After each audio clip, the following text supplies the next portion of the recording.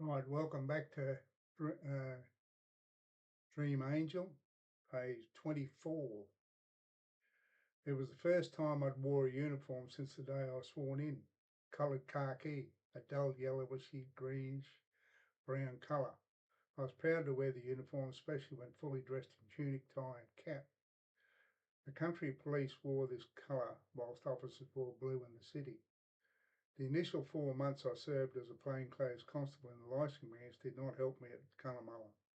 I hadn't arrested anyone and I had a problem. I wanted to help people rather than lock them up. I didn't understand the enormity of power and authority police possess to detain, take away a person's liberty, and the responsibility to administer the law.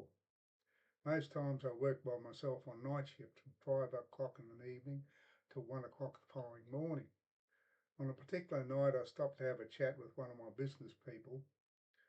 I loved to talk to them with them because they knew more about what was going on in their town than anyone else. It was about 11 o'clock at night and there was another 2 hours before I completed my shift. We stood on the footpath and talked to enjoy the cool night air. The police car was angled and parked against the curb. I heard a noise of a car roaring towards us. Suddenly the driver swerved and drove the car next to the police car mounting the curb and stopped on the footpath about 10 feet from where we stood. "How's yous doing?" A voice rang out. It was the first time I had anything to do with a drink driver. My heart rate increased rapidly. My mind tried to retrace the procedure we'd learned in training to know what to do when questioning a drink driver. I should have known, but did not think I knew what to do. I'd forgotten. I remembered there was a test to give the driver to blow into a bag and see if crystals changed colour. He fell out of the driver's side of the car and staggered over to where we stood. By this time I saw he was drunk and he'd driven a car, and in my mind was sufficient evidence to arrest him, but a message echoed I needed to test him. "Stay here while I go to the police car," I commanded. I went to prepare the alcohol test. It was a simple test. A glass vial was sealed at both ends. After breaking off one end of the vial, a plastic bag was pushed on and a mouthpiece fixed on the other end. The person blew into the device, the breath passed through a yellow dye, and if it changed colour to green, it was an indication the person had more than required amount of alcohol to drive a vehicle. I broke off one end of the vial and fastened it to the plastic bag, then placed a mouthpiece on the other end. "Blow into this and don't stop until you fill the bag," I told him. He blew into the mouthpiece and the bag didn't inflate. "Blow harder." "I am," he spluttered. He blew harder until his face reddened.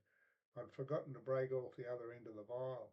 I broke it and he blew and the yellow dye changed to green, a dark green. Now what do I do? This was my first lesson I was about to learn. I needed to know what to do and know how to do it confidently if I was ever going to become a detective. The driver fought the case in court. He was found guilty by the magistrate and convicted for drink driving. And to this day, I don't know how he was convicted of the offence. I needed to grow up suddenly and change my ways and to take my duty seriously. It was a harsh lesson to learn. One afternoon I was on patrol and returning to the police station. A police officer, not from the station, was standing at the front counter. My jaw dropped.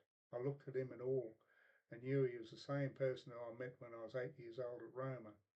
He'd driven me home. I couldn't believe my good fortune.